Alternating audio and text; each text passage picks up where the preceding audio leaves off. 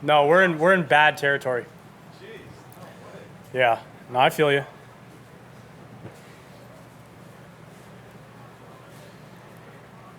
All right, welcome back to the interview area. We are joined by world number 7, Colin Morikawa. Colin, I assume you've had a chance to see the course. Talk a little bit about first impressions. I love it. I think it's a really good golf course. I think tee to green. Some of these greens are pretty sloped, so you definitely have to put yourself in the right positions. And it's a U.S. Open, so you got to have all aspects of your game, being ready to play some great golf. But overall, I think it's a great golf course. I think it tests off the tee. It's fair though. It's not overly difficult, but it still is. You still have to hit good shots, and the approach shots when you're in the fairway, you can kind of get aggressive to some, and others, you put them in the middle of the greens, you might have a 30-footer with how small the greens are this week. So overall, I've enjoyed this course, probably more than a couple other majors I've played, and I look forward to it. Talk a little bit about where your game is right now and your preparation heading into this major. Yeah, as of 2 weeks ago, probably really bad. This entire year has been weird. I've been known for my irons, and I've been known to hit cuts, and that shot just hasn't been there. And I went to the range probably more than I have over a long period of time, and this past week has been a real good grind and a real good just kind of grit to try and figure it out. So this week we're here to just play golf, learn how to make some birdies, and hopefully finish on top. Here on the right. Joe Claver from Golf News RI in Rhode Island. It's actually next week, the Northeast Amateur, but in 2017 you won the Northeast Amateur. Could you just talk about, reflect on that, but also how your preparation has evolved since that time? Yeah, I think it was kind of cool because I played with two AMs today. I played with Michael Thorbjornsen and Nick Dunlop, and they were asking questions about how what do I need to do to get here? What do I need to do to play well as a pro? And it was cool to just kind of go back to how I prepped in college, how I prepped as a junior. I think the biggest thing is just learning how, your routines and coming to these places and figuring out the ropes. And it could be overwhelming as an amateur. I mean, I remember my first U.S. Open at Pebble, 3 years ago, and it's definitely overwhelming. But you have to learn how to just stay in your own lane and figure out, by Thursday, how do you play golf. And how important was that Northeast Amateur win for you? It was huge. I mean, it was one of the bigger amateur events throughout the summer. It was one that I obviously wanted to win, and to get that, I think I lost in a playoff at Sunnyhanna the week before. It started, a good stretch of golf for that summer. Right here on your left to Luke. Hey, Colin. A lot of golfers talk about needing to be mentally tough during weeks like this. I'm just curious, how you would define what a mentally tough golfer is. Acceptance. I think, we are the best players in the world, and we set ourselves to high standards. And sometimes when you don't perform the way you want to, you can get upset. It can be frustrating, and that's how it's been recently. But you just have to accept that you're going to hit bad shots. It's just how do you go through the process, and how do you make sure that you're doing the right things leading up to the ball. Walking into the shot. There's so many little things that aren't said or heard, or no one else would know other than yourself. But that's the thing. It's the small things that really make a difference. You always hear that, but that's what it really happens, and that's what it takes to win majors. Stay on the left here in the center. Colin, the live question. Or here we go. A live question. Yeah, here we go. You obviously, well, I'm sure that you have huge respect for Phil as a player. Have you lost a little bit of respect for him because of what he's doing with live and all that sort of stuff? As a person? No, not at all. I mean, look, everyone has their own position to choose what they want. I mean, you've heard that from multiple guys out here.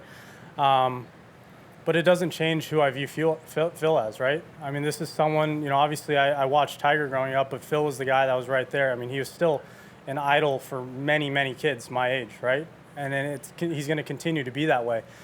Look, just how we talked about, a year ago about, people's mental state and not feeling well or not feeling happy. We don't know what's going on behind the scenes of people's lives, right?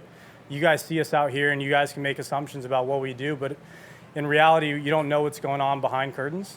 And that's for us to respect the lines of what they want to share and what they don't want to share. And I think these guys have made their decisions. I mean, it is upsetting because, look, I've been out here for 3 years, and I never would have imagined this is what we'd have to deal with 3 years in as being a professional. All I dreamt about was playing on the PGA Tour, making putts to win tournaments, winning majors. And, for me, it's just how do I get back to focusing on that? Because this has been such a big distraction. This has been such a talk where, it's enjoyable to talk about it because, we all like gossip, right? We all like the drama. But at the end of the day, that's what it is. We're all trying to assume or make assumptions or make, guesses about what, this or that or who's going or what's going to happen next, is that we know just as much as you. We really do. I really don't know what's going on behind the scenes. So, but going do. back to your question as it relates to Phil, Yeah. I mean, I haven't lost respect because he has done amazing things for this game. You do know roughly what's going on. I mean, you've read the papers, intelligent guy. But you guys are writing the papers, right? Well, yeah. So and that's the thing is like, one of my best friends said, he just texted me about this tweet from a random account saying, hey, there's these rumors. No, like it's crazy to see all these rumors because that's what they are, right? So yeah, I can read all these things, but everyone tells their kids don't believe what's on the internet, and that's what we're doing. That's exactly what we're doing right now, right? So I understand it's your guys' job to get all the details, but at the end of the day, I think we're asking the wrong people. Live is not a fantasy. We're not making it up. And that Right. People But, are going. what answers would you want out of me? Like, I can't tell you anything about it either.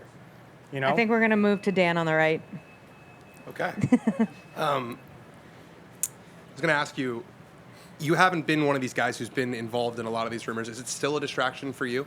I think it is. I mean, I know when the tournament happened for Liv, and I wake up Thursday morning and I'm interested to see what's going to go on. So, yeah, it is a distraction. And I think I read something or I saw what Brooks said earlier today, and I mean, I think he's onto something because we're here at a major championship, and we're here to win the U.S. Open, and we're here to play and beat everyone else in this field, in this great field.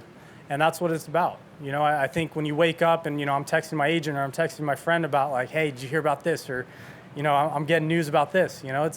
It's fun. It's exciting because it is gossip. Who doesn't like gossip, right?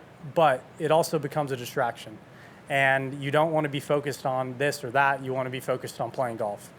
And I'd say, over the past, 6 months, it has been, I'm not going to blame it on any part of my golf game, like put that aside, but it is an extra distraction on thinking about this, thinking about that, and worrying about, who's going to ask what. Another hard-hitting question about the championship then. With DJ and with Brooks, we got a lot of wedding talk, but it's been quiet. It's been quiet. Do you know when you're getting married? What's the update on that plan? Yeah, no, I definitely know when we're getting married, but I'm not going to share it. We like to keep things private. I think that's who we are. I'm sure people will find out about it, but in no way is our wedding going to be as big as theirs. I think theirs were pretty impressive. Maybe Kat wants it like that. I don't know. I don't know yet. We're going to stay here on the right. Colin, you touched a little bit about playing with Mike today. I know he's a Stanford guy, so don't hold that against him. What do you think of his game? Yeah, I don't hold anything against the other guys, other than Tiger. Yeah. His game's really solid. I mean, I've watched him play a couple times on TV. You see him, and obviously he's a name that stands out, with his resume. But it's just growth. I think there's so many young kids that we see, that can come out here and play well. But it's the small little things, right? And he was asking me, what are the small little things? And sometimes it comes back to that mentality of how you come out here when you turn pro. So look, he's a great player. He's got a great future ahead of him if he still wants to keep doing it and he puts everything to it, which it seems like he does. But it was just a lot of fun to see him and Nick and just kind of go back to how it was 3-4 years ago, trying to just take everything in. It's a lot to take in at a major, as first or second major when you're an amateur. Thank you. We're going to start right here. Justin in here yesterday was telling us about actually losing sleep about the big picture of this, not the gossip, but the big picture. As an honors graduate of the nation's 8th-ranked business school, do you have any fears about the future of the PGA Yeah, Tour? wow. I mean, you really set me up that I have to give a good answer now. It's so tough because, Justin's right. We don't want to be worrying about this a year or 2 years down the road. Some guys that have resigned, I think, right, that have joined Liv have fully grasped the idea that they're okay with not playing, and that's they're at peace, right? But everyone else isn't at peace. Some guys want to come back. Some guys maybe want to join. We don't want to go, and we want it to end.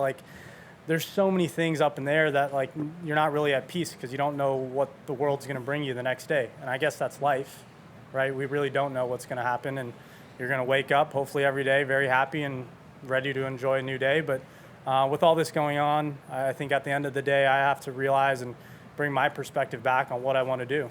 And that's win golf tournaments, win majors, and that's why we're here, play against the best in the world and win major championships. So, even though it has been a slight distraction, I think what I've heard from other guys' press conference is that it hasn't only been me. I think there's a lot of guys and it's a lot of talk, and who knew we loved all this drama. We're going to continue down the line, Jeff, and then Ryan. Colin, this championship, what is your, if you don't mind taking us through your history qualifying wise? I know you became exempt once you were a Walker Cup player for qualifying, you qualified, but what's your history? What was your, and then now that you have two major championships, where does this one fall in terms of importance, both before winning those and now for you? Yeah, well, I suck at qualifying. I really do. I mean, U.S. Juniors, never made a U.S. Junior. USAM, I don't think I might have qualified once into a USAM, and then I was exempt from my world rankings. So really bad at that. And then the U.S. Open, I might have gone 3 times until I turned pro, and I decided I hate California. No, I'm kidding. I love California. I just never played well in those events, and decided to go to the Ohio one 3 years ago, made that, and the rest is history. And the U.S. Open has always been important. I mean, it's an Open, it's a major championship. It provides a different sense of a field, right? Guys can qualify, and that's why it was always exciting. Even as like a 13-year-old, you're like, man, maybe I can go play on the U.S. Open. And all it takes is a few good rounds. I think that's what's really cool. I think it's always been up there. I want to win all 4. So for me, it's not like I put one in front of the other. But now that I've won the PGA, I've won the Open. Maybe I'd like to win this one a little bit more than the others, or the other 2 that I've won. But majors are awesome. You only get 4 a year. Who's ready to show up? And I think that's what makes them so great. Is this the best suited for your game? I really don't know. I think I've always thought of U.S. Opens as very difficult, hard, long. I think if you look at I saw something. If you look at the past few champions or handful of champions, they're all guys that hit it pretty long. And but I think last year at Torrey really gave me the confidence that I can play well at a U.S. Open. Thankfully now I've been able to play at every major and have had decent success and been able to post a low number. And I think that is huge for my confidence, because, Winged Foot, I missed the cut, didn't play well. Pebble, I was just grinding as my second event as a pro. So when it comes down to it, I think last year is very, very beneficial for the future of my U.S. Opens, not thinking, I have to hit it far just to win. I think now it just gave me the confidence I'd come out here and win. On your left, Ryan. You've had such a smooth, steady ascent in your pro career. How are you handling this rare blip in performance? I think just, it's taught me a lot about what kind of player I am, right? I want to be able to just play golf. I think the best players out here, it doesn't matter if it's good or bad, they're able just to put the ball in the hole. And I've been so worried about trying to hit this cut, like almost forcing a cut, that why not just play my miss or why not play my shot shape? I think that's what Rory, Tiger, all the greats before us, they worked with what they got. And normally it is a cut, and normally when I'm playing worse, it's even more of a cut. But it just hasn't been that, and it's almost had a little draw shape to it. So this week, maybe we'll see a couple more draws or, 2-yard draws. That's what I call a draw, and just play golf. I think it's been frustrating because all the prep has felt really good this year. The results just haven't been there. But hopefully we can put it together for 4 good rounds and finish up this year on a high note. What's different? Why is it happening? Why is the cut not happening? Just face control, like spin control with the irons, face not being able to keep it as open. Couldn't tell you why. I've gone through every video on my phone of my swing. I've gone through nearly every swing thought I can think of since college. And we just haven't hit the jackpot yet. So we'll get it back. I mean, I'm not saying I'm going to hit draws for the rest of my life. I'm sure cuts will come back in the next month or so. But it's just, it's a weird little thing in golf. But Back to Dan. I know you pride yourself on consistency, so I'm wondering, how's your attitude been on the golf course and off the golf course? Like, when you're playing bad, does it affect your mood? It's frustrating. I mean, there's been a couple rounds over the past couple months that I've kind of just shut off JJ and just hit my shot, do everything in my head, and that's not me. I think I'm normally a pretty happy golfer. I like to smile out there, and it definitely affects your mood, and it is frustrating because I do want to be consistent, but that's not what I'm thinking about. I think it just goes back to I felt like my prep was good, and it just didn't turn out that way. And sometimes when you think you're going to do everything right, it just doesn't happen. But that's life. That's life again. It's a learning experience. But I think where my game's at, and where my head's at right now, I'm just ready to come out here and try and win again. It's focused every week, and how do I figure out how to play 4 good rounds is really it's more important than trying to hit my perfect little 5-yard cut. Colin, thanks for your time. Good luck this week. Thanks.